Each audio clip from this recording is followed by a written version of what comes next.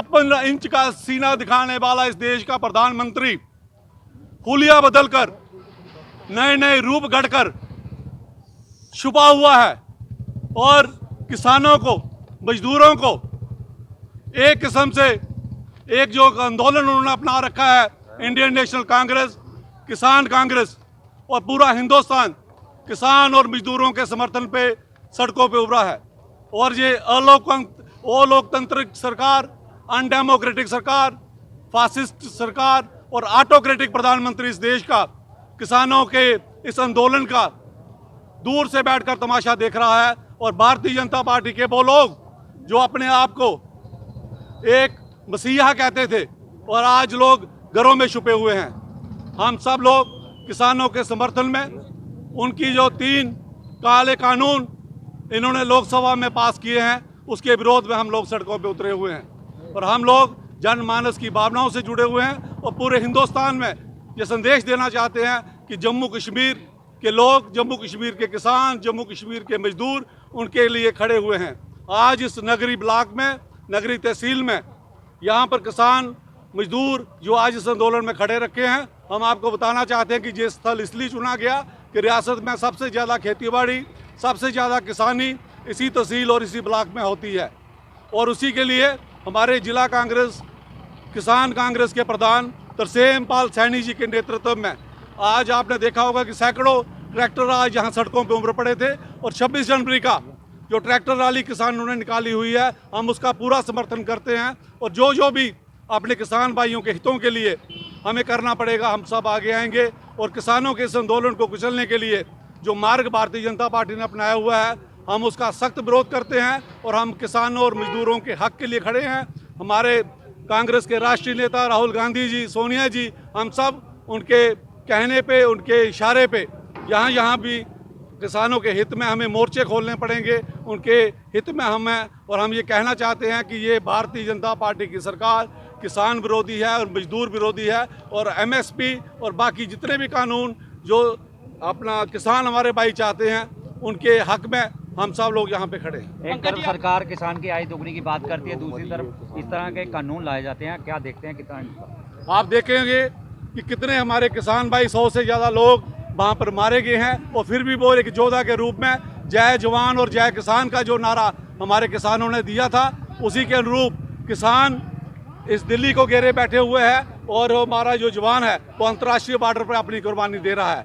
और हम ये कहना चाहते हैं कि हम जय जवान जय किसान का नारा कांग्रेस का दिया हुआ नारा था और हम जवान के साथ भी हैं और किसान के साथ भी हैं। पंकज जी, अभी ये जो ट्रैक्टर रैली लेकर आप पंजाब की तरफ कूच कर रहे थे, आपको क्या पुलिस ने यहाँ पे रोक दिया क्या? और पुलिस का ये दमनकारी जो नतीजा यहाँ पर आप देखते हैं कि आए दिन नरेंद्र मोदी की जो सरकार है, ये पुलिस को आगे करके हमें रोकती है। और अभी पिछले दिनों हमने जम्मू में जब राजभवन का घेराव किया, तब भी इन्होंने ये तमाशा किया।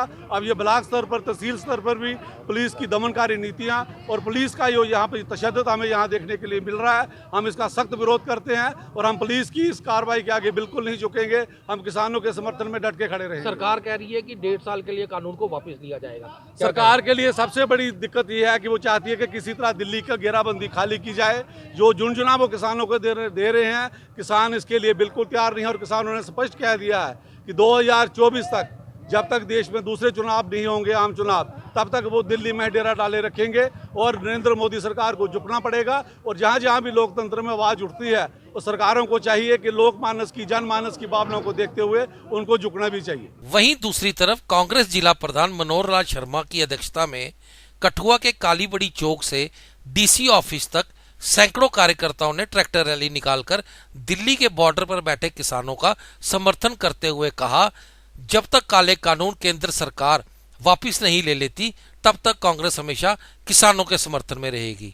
आज देश का अन्नदाता, जो देश को अन्न देता है, खाना देता है, अन्नदाता पिछले लगभग 56 दिन से दिल्ली के पास धरने पर बैठा है। -3 डिग्री टेम्परेचर पर ये 2 दिन रात वहाँ संघर्ष कर रहे हैं। देश के 130 करोड़ जनता की लड़ाई लड़ रहे हैं। हम सबसे पहले उनको समिति के माध्यम से जिला कुटुंबों का प्रत्येक किसान, प्रत्येक कांग्रेस का कार्यकर्ता और रियासत जम्मू कश्मीर का प्रत्येक किसान जुड़ा और कांग्रेस का कार्यकर्ता दिल से किसान का जो यूनाइटेड फ्रंट है दिल्ली में जो एजुटेशन लीड कर रहे हैं उनको समर्थन देते हैं। और आज की रैली के माध्यम से देश की हुकूमत को, देश की मोदी जी की अगुवाई में भी आज भी होश में आए और देश के अन्नदाताओं को मजबूर मत करें कि देश का अन्नदाता आज पिछले 56 दिन से दिल्ली के उस आसमान के नीचे कड़ी सख्ती में संघर्ष कर रहा है। मैं आज के मेरी 60 के करीब जो किसान शहीद हो गए हैं, मैं देश की सरकार से भी और मैं जनता से भी आग्रह करूंगा कि उनको शहीद का दर्जा मिले, मान सम्मान मिले और उनको भी श्रद्धांजलि देते हुए जिला कठुआ के जनता उनके त्याग का, उनके बलिदान का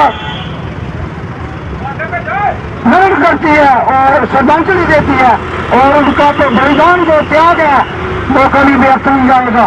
देश में एक नई दिशा निर्देश तय करेगा।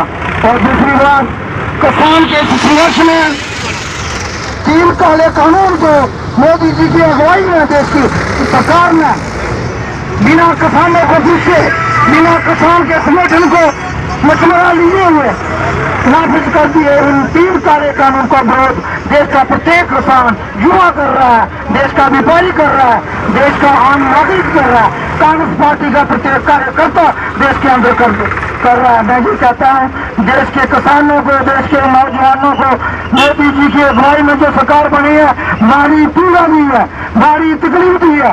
हर कानून, हर फैसला के देश के किसान के खिलाफ रहा, देश के युवा के खिलाफ रहा। जो युवा नौकरी के बिना किसान से जमीन